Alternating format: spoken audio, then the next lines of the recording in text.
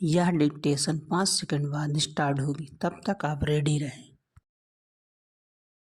Ready start. महोदय, पिछले 50-55 वर्षों से हम खादी संबंधी कार्यक्रम को कार्यान्वित करते आ रहे हैं। इस कार्य की ओर हमने पर्याप्त ध्यान दिया है और हम में से कुछ ने तो पर्याप्त समय भी दिया है।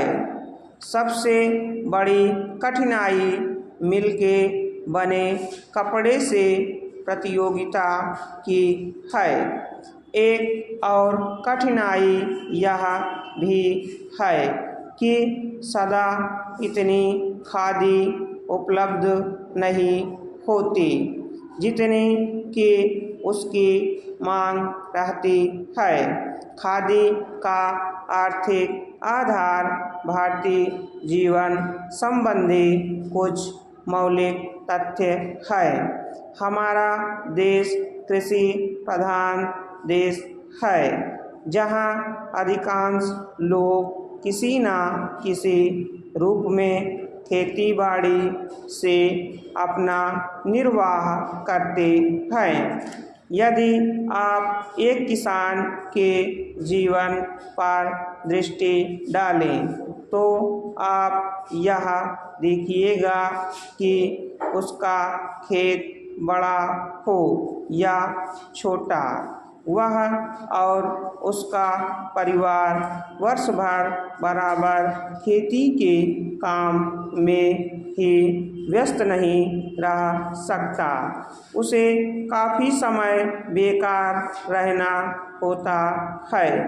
दूसरे रोजगार की खोज में वह अपना घर छोड़कर नहीं जा सकता, क्योंकि खेती के काम में कभी कभी निरीक्षण की आवश्यकता होती है।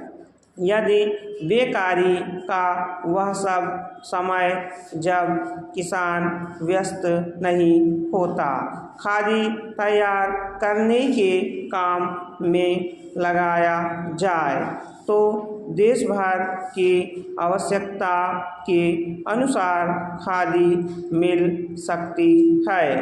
ऐसी अवस्था में कोई भी कम मजदूरी का प्रश्न नहीं उठाएगा, क्योंकि यह काम तो ऐसे समय में किया जाएगा जो बिल्कुल खाली होगा।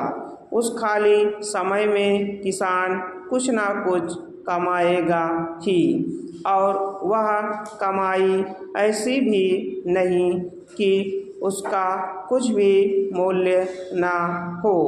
कम से कम वह अपने लिए तो इतना कपड़ा तैयार कर ही सकेगा जिससे उसको बाजार से ना खरीदना पड़े।